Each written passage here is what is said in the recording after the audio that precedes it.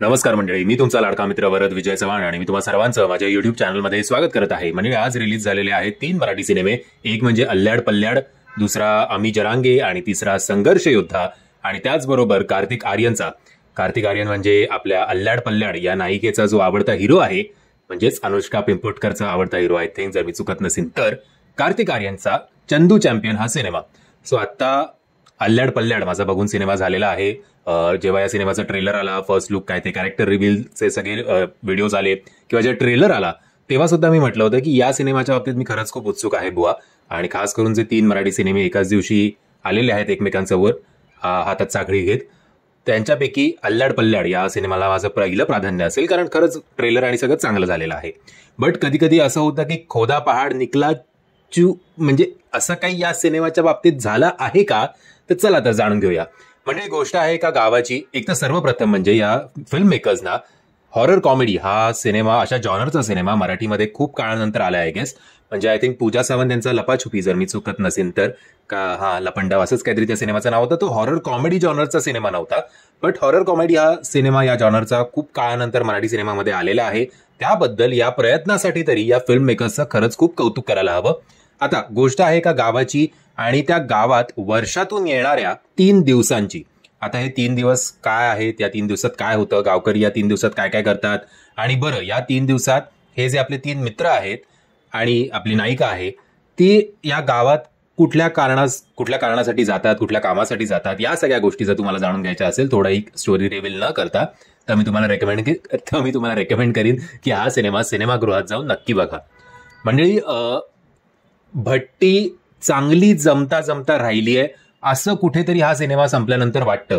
म्हणजे जे याची मेन स्टोरी आहे ते ओव्हरऑल ते जग बिल्टअप करण्याच्या नादात सिनेमाचा फर्स्ट हाफ जो आहे तो खूप स्लो झालाय असं मला तरी वाटतं. खूप स्लो स्पीडनी चाललंय बाबा, चाललंय.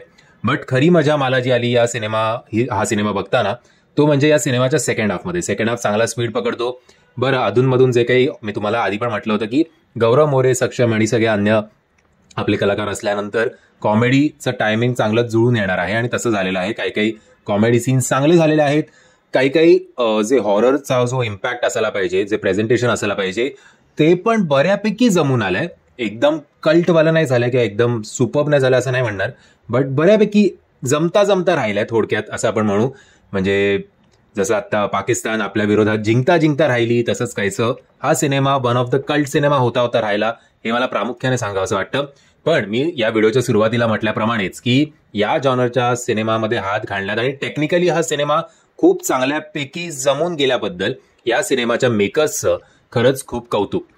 या सिनेमाचे अभिनेते म्हणजेच आपले मकरंद देशपांडे सर, गौरव मोरे, सक्षम कुलकर्णी, भाग्यम जैन, अनुष्का पिंपोटकर या सगळ्यांनी स्वतःचं काम चांगलं केलेलं आहे. बट मला सगळ्यात जास्त काम आवडलं ते म्हणजे संदीप पाठक यांचं.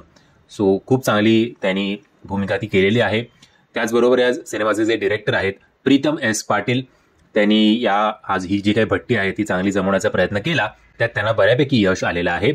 बॅकग्राऊंड म्युझिक सुद्धा सिनेमाचं चांगलं आहे. आपले चिन्मय उदगीरकर यांनी सुद्धा चांगली कामगिरी केलेली आहे आणि ते चांगले कलाकार आहेतच हे आपल्याला सगळ्यांनाच माहिती आहे.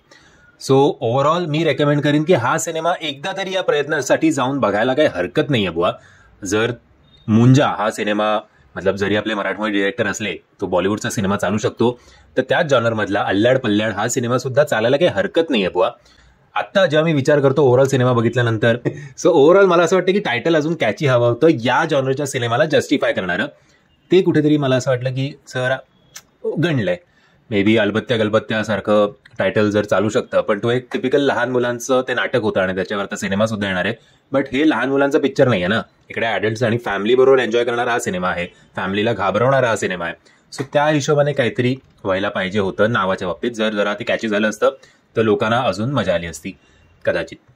एनिवेज, आशा करूया. या सिनेमाला शोज तसे फार कमी मिळालेले आहेत, एक दोन शोज आहेत प्रत्येक थिएटरमध्ये. सो होपफुली सॅटर्डे संडेला तरी हा सिनेमा चांगली कामगिरी करेल. म्हणजे जर तुम्ही हा सिनेमा बघितला असेल आणि मुळात जर तुम्ही माझ्या मतांशी सहमत असाल किंवा असहमत असाल तर मला कमेंटच्या माध्यमातून कळवा. आणि जर तुम्हाला हा व्हिडिओ आवडला असेल तर प्लीज या व्हिडिओला लाईक, शेअर आणि चॅनलला सबस्क्राईब करायला विसरू नका. जय हिंद, जय महाराष्ट्र.